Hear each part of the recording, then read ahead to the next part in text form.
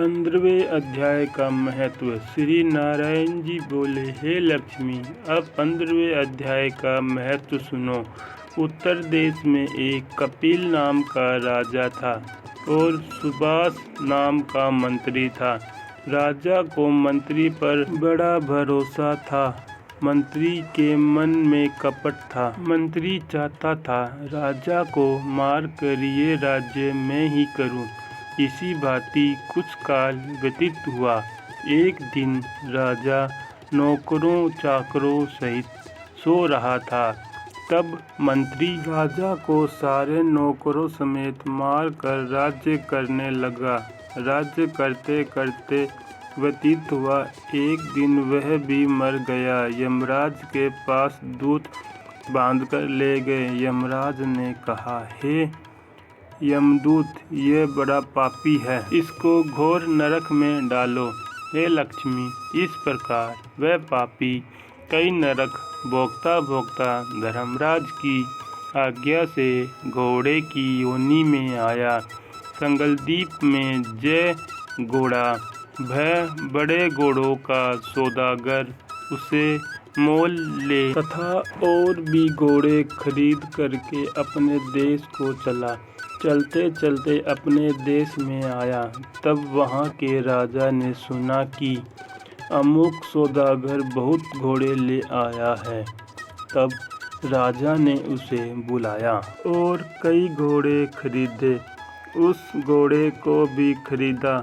जब उस घोड़े को हाथ फेरा तब राजा को देखकर उसने सिर फेरा। राजा ने देखकर कहा, ये क्या बात है जो घोड़े ने सिर फेरा है। तब राजा ने पंडित बुलाकर पूछा कि इस घोड़े ने हमको देखकर सिर फेरा है, इसका क्या कारण है। पंडित ने कहा, हे राजन, इस घोड़े ने आपको सिर नवाया है। राजा ने कहा, यह बात नहीं, कई दिन पीछे घोड़ा जल्दी चलता था। राजा शिकार खेलते खेलते बहुत दूर चला गया। उस दिन राजा ने जाते ही शिकार मारा। राजा बहुत प्रसन्न हुआ। दोपहर हो गई। राजा को तपस्या लगी। वन में एक साधु देखा, कुटिया में बैठा। तालाब जल से भरा है। वहाँ राजा उतरा, घोड़ा वृक्ष से बांधकर कुटिया में गया। देखा तो साधु अपने पुत्र को गीता के 15वें अध्याय का पाठ सिखा रहा था। वृक्ष के पत्ते पर श्लोक लिख दिया है। बालक को कहा, खेलते फिरो और इसको कंठ भी करो। जिस वृक्ष से राजा ने घोड़ा बांधा था, उसी वृक्ष के पत्ते पर श्री गीता जी का श्लोक लिखा था। वह बालक पत्ता लेकर खेलते भी और पढ़े भी। उस पत्ते को घोड़े ने देखा, तत्काल उसकी देह छूटी, देव देही पाई। स्वर्ग से विमान आए, जिस पर बैठकर वैकुंठ को चला।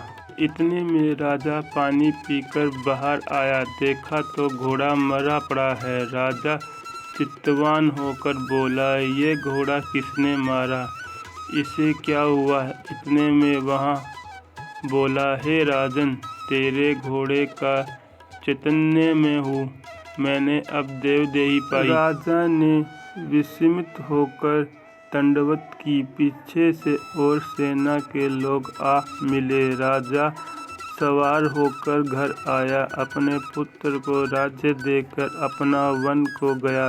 तप करने लगा। श्री गीता जी के 15वें अध्याय का पाठ किया करें, जिसके प्रसाद से राजा भी परम गति को अधिकारी हुआ। श्री नारायण बोले, हे लक्ष्मी, 15वें अध्याय का यह महत्व मैंने तुमको सुनाया है।